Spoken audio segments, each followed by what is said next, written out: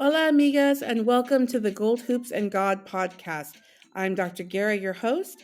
This podcast is designed for Millennial Latinas and is fueled by faith and culture. Ignite the fire within.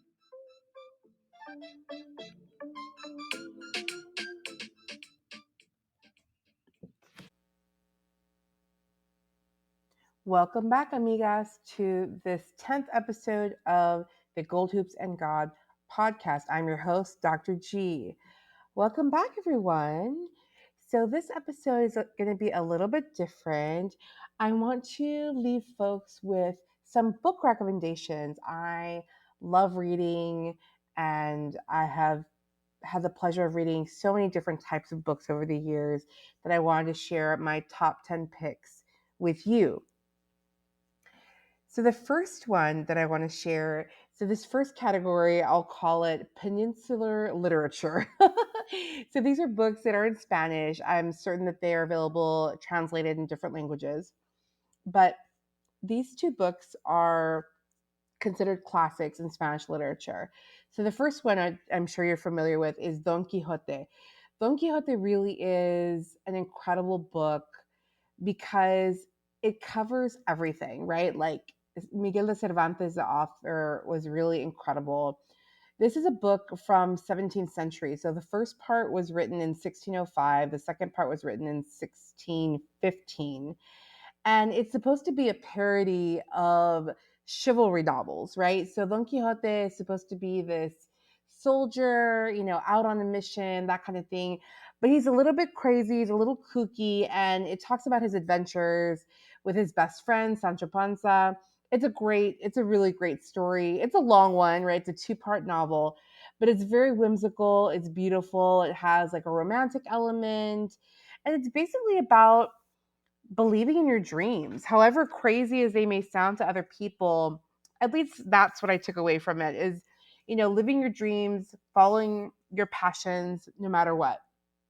And I'm really grateful that this is a book I got to actually read while living in Spain. So it's extra special for me to be able to talk about it, in class with my classmates. And, it was just really magical. It's considered like a really important classic in Spanish literature. So I highly recommend it. Another book that I wanted to recommend it's called La Casa de Bernarda Alba, or The House of Bernarda Alba, and it was written by Federico Garcia Lorca. It's a play, and Garcia Lorca is such an important playwright. He's incredible. A lot of his works have been adapted for the screen. So people have done movies based on his plays, and they're very beautiful. They're very dramatic. A lot of flamenco adapted films have been done based on his plays because it was set in Spain. So this book in particular, The House of Bernarda Alba, it's supposed to be set in a small, tiny town in Andalusia, so in the south of Spain, and it's set right before the Civil War. So the Civil War happened between 1936 and 1939, if I'm remembering my dates correctly. And it has to do with this woman who's a recent widow, and she has 5 daughters. So she has 5 unmarried daughters, and the mother, Bernarda Alba, is incredibly strict, incredibly restrictive, and she's kind of a tyrant, to be honest, of her household. And she forces her daughters to be in mourning indefinitely, pretty much. And so, the young women, their ages range between 39 years old and 20 years old. And of course, they have dreams of living their own life, of getting married, of all these things. But the mother is so controlling and so intense that that's really not even possible. But one of the daughters end up meeting an eligible bachelor. And of course, you can imagine the drama that ensues. It's a really beautiful play. It's intense, but I like it. So moving on to some other books that have really, these are books that have really shaped me. I would say that. These are the books that came to mind when I started working on this and thinking about what I wanted to share. But these are books that have shaped me for different reasons. So these next two are books about Latin American liberation theology. So Latin American liberation theology really took off, in the 70s and 80s, mostly around the time where there was like a lot of civil unrest, civil wars throughout Central America, South America, etc. And these are theologians that spoke up about it, right? They're trying to push back and trying to seek justice. So these are all about social justice, essentially. So one of the most important texts of liberation theology, kind of where the term got coined in a way, was written by Gustavo Gutierrez, his book, A Theology of Liberation. So Gustavo Gutierrez, he's got to be like 96 or 97 years old now. And he used to teach at Notre Dame University here in the US. He would make time, he would make time to be in Lima, Peru, where he's from, and then spend time teaching here in the US, which was really cool. And so this particular priest, Gustavo Gutierrez, he's from Lima, Peru.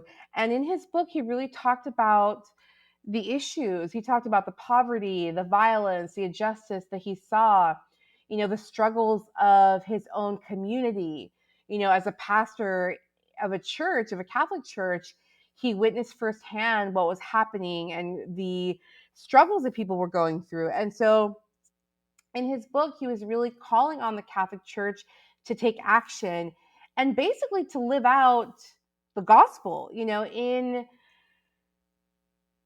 Catholicism, Jesus does require us to take action, right? So visiting those imprisoned, feeding the hungry, clothing the naked, that is a mission. That is something that we're called to do in action. It's not just about praying. Prayer is very important, but Gustavo Gutierrez was highlighting some of the economic issues, and he really received a lot of pushback because he was utilizing some of Marx's economic analysis, and this is kind of where things got a little tricky. Gustavo was accused of being Marxist, and Marxist communist, of course, that is anti-religion. And so as a Catholic priest, engaging in Marxist economic analysis, he had a lot of pushback by the Catholic Church. So anyway, it's definitely a book that has shaped Latin American theology. I highly recommend it if that's something that you're interested in. And then another book that I want to recommend is by Marcela Altus Reed. So Marcela Altus Reed, she's actually from Argentina, and she was highly trained in Latin American liberation theology, and her book is incredible. I love her book because what she did is she talked about sexuality. She talked about power. She talked about sexuality. And she is right in saying that, the church doesn't address things dealing with sexuality. It's kind of like, we don't talk about that. That's off limits, etc. When really she brought it forth to be discussed. Like, for example, she's pushing against this idea that Mary was a virgin, in the sense that regular women, they most typically, right, for a woman to become a mother, it requires having sex. That's kind of the way things tend to go, right? And so, without getting into the politics of everything, she was pushing back against that to say, how are women going to be held up to this virginity standard when mothers are often not virgins? Anyway, that's just one example that I can think of right now in terms of her book. She definitely, I will say this, she pushed the boundaries. She really pushed the boundaries of theology. I know a lot of people who do, for example, like queer theology, LGBTQ theology. This was like a really refreshing book. This was a very refreshing book. It was a refreshing take because she's very bold. She talks about sex work. I mean, it's a really strong book. So again, it's called Indecent Theology by Marcela Altus Reed. Unfortunately, she died pretty young. Her career was rather short. She unfortunately, if I remember correctly, I think that she passed away of cancer, and I want to say she might have been like in her 40s or something. In any case, it's a really great book. Okay, so moving right along. Some other books that I highly recommend. These are in the field of US Latino theology. So there's a distinction, right? Latin American liberation theology is speaking from a Latin American context, while US Latino theology is US Latinx context. And of course, there is some overflow, there is some connection. There's people who grew up in Latin America that now live in the US. There's people who grew up in the US who spend a lot of time in their childhood or et cetera going back and forth to Latin America. So, take this with a grain of salt. So this book is a collection. So this book is called, that I really love, it's called From the Heart of Our People, Latina Explorations in Catholic Systematic Theology. And this was published in 1999. I was trained as a systematic theologian, so this book really changed the game for me. It changed my life. And it's a collection. So the two editors are Miguel H. Diaz. Miguel Diaz, he's an amazing person. He currently lives in Chicago. He taught at Loyola Chicago for a long time. He may still teach there. And he was actually the U.S. ambassador to the Holy See during the Obama administration, if I'm remembering correctly. Great person, great scholar. And then Orlando Espín is the other editor of the collection, and he is professor emeritus of University of San Diego. And a lot of his work, he's published so much. Oh my God. If you're interested in the topic of popular religion, U.S. Latino theology, Orlando Espín has written so many books and so many articles. He is amazing. And so this collection covers different topics. It covers different areas, talks about different traditions within the U.S. Latinx community, rituals, the importance of Our Lady Guadalupe, things to that effect. So it's a great, great collection, especially if you're just kind of getting started and learning about U.S. Latino theology. All right. So number 6 on my list is A Reader in Latina Feminist Theology, Religion, and Justice. So this is another collection. There's actually a reason why a lot of the U.S. Latino works are collections. In U.S. Latino theology, we really value this sense of en conjunto. So working together, right? Collaboration, working together is a big, big part in Latin American liberation theology and in U.S. Latino theology. So this collection on Latina feminist theology was published in 2002, and it was edited by Maria Pilar Aquino and Daisy Machado. Daisy Machado is the director of the Hispanic Summer Program. Actually, I think they recently changed their name. But she's a fantastic scholar. And then Maria Pilar Aquino, she also taught at University of San Diego with Orlando Espín. And funny enough, when this collection came out, there was a professor who I had during undergrad, Michelle Gonzalez Maldonado. She's been a wonderful mentor to me over the years, and she has a piece, I want to say it's on Sor Juana in this collection. So everything comes together, folks. All the pieces are woven together, right? It's kind of amazing when I think back on how things have played out. So it's a great feminist take on U.S. Latino theology if you are interested in that. Okay. So it's interesting. More recently, I've been working more in the field of Chicano studies, Chicano and Central American studies, still doing religion, but definitely diving deeper into Chicano studies and obviously working with my students and reading a ton in ethnic studies, right? Recently published things and all that good stuff.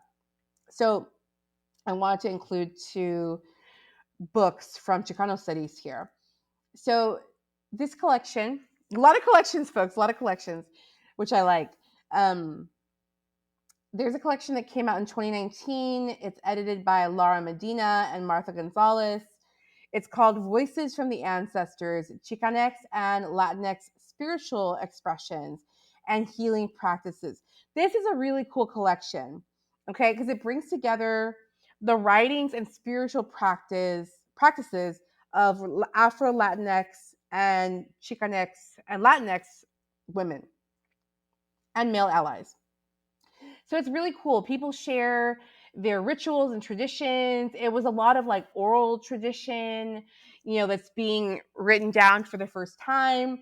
Yours truly, I submitted something for this collection too. So if you check it out, I'm there, which is pretty awesome. It's a really beautiful collection. We're really proud of it.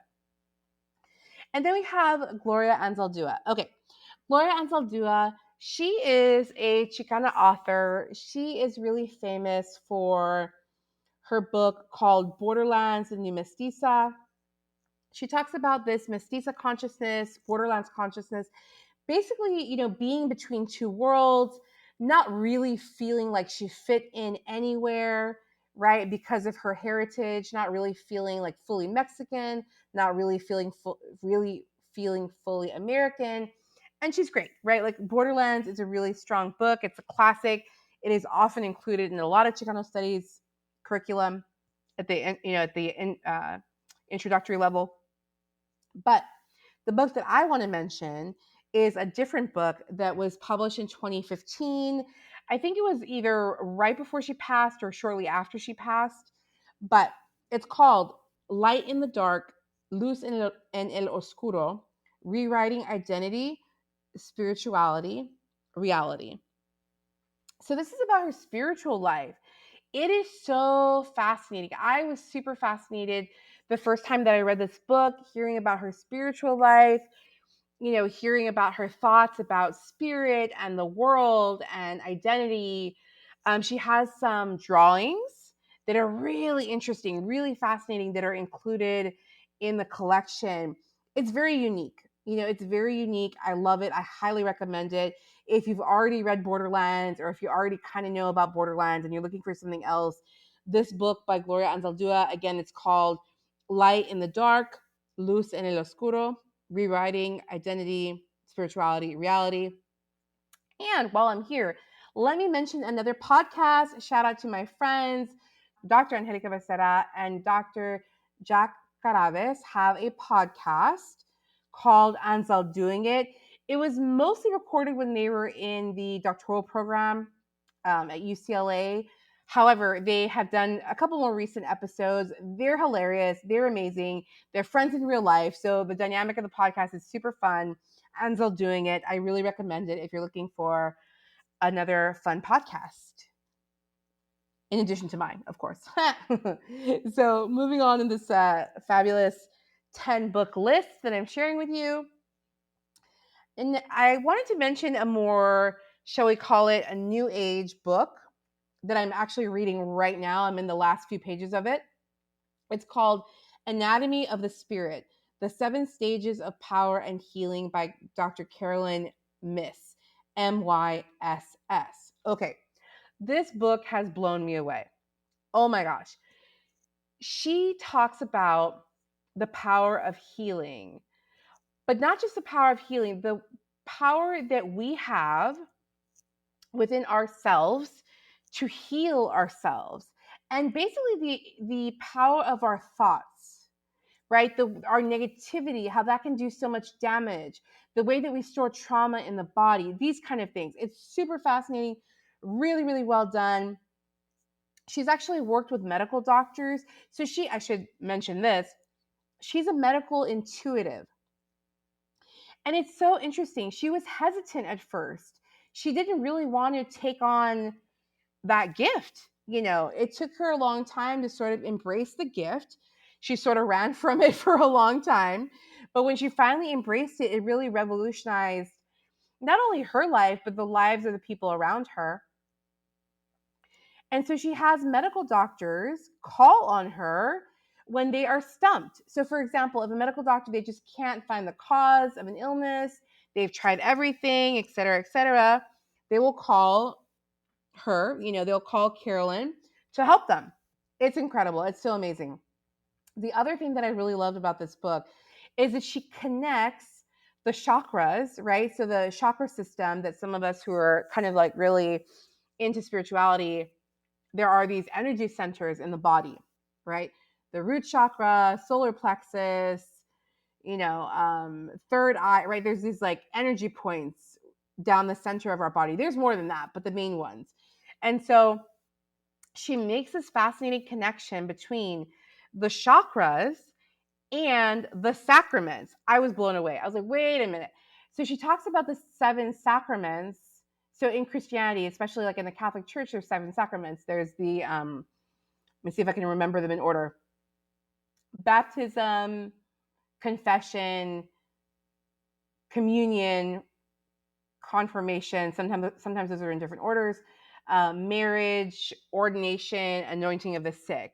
Those can be in different orders. Obviously, some people don't become ordained. Women can't become ordained, etc. But in any case, so she makes this really compelling case and shows how they are almost like parallel or connected. I loved it. I thought it was super cool.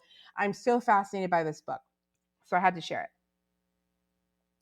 And finally, just wrapping things up on this book list is I'm going to actually give you 2 for 1. There's 2 memoirs that I read a while back, but they were so good.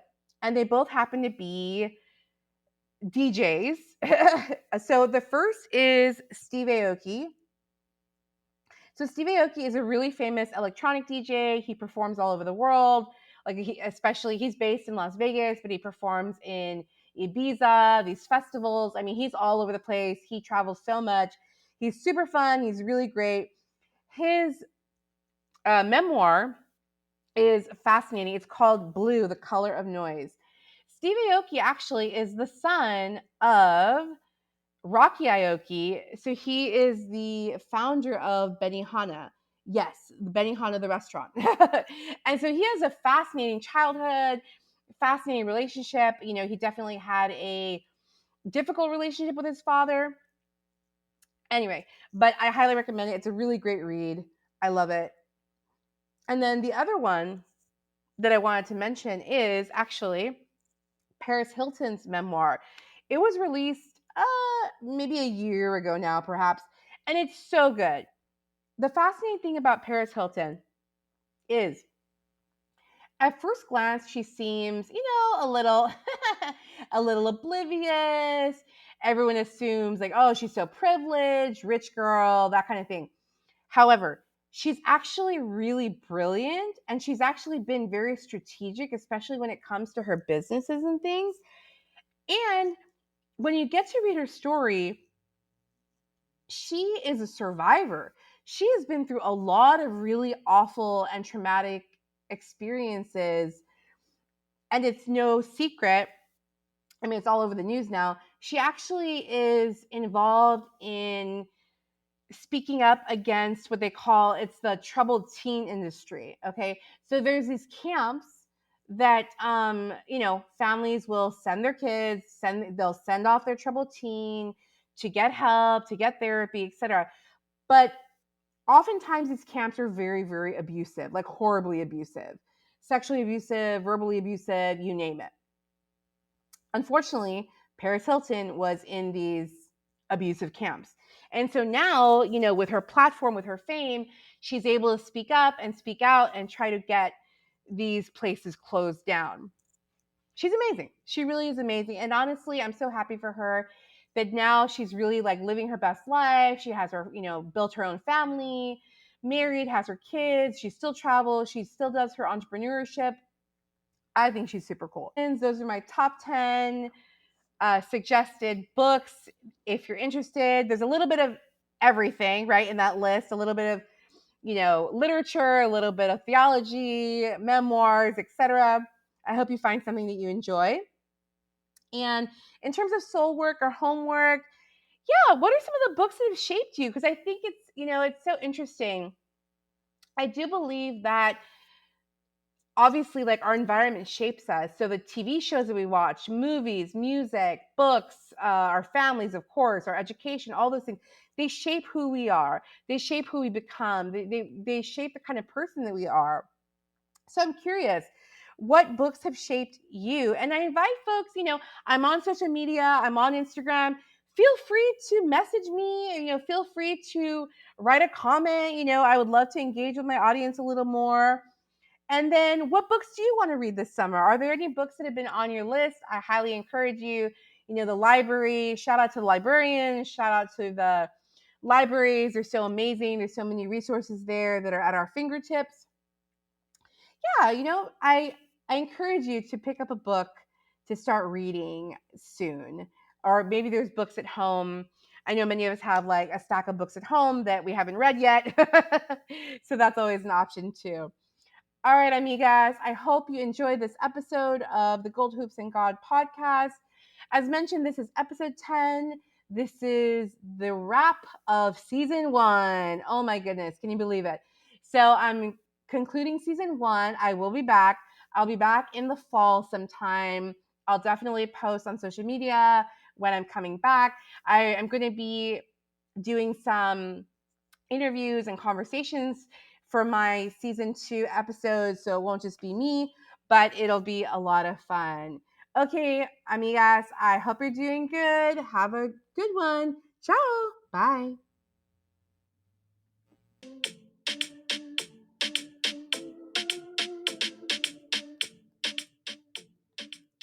Thanks again for tuning in to the Gold Hoops and God podcast with Dr. Guerra.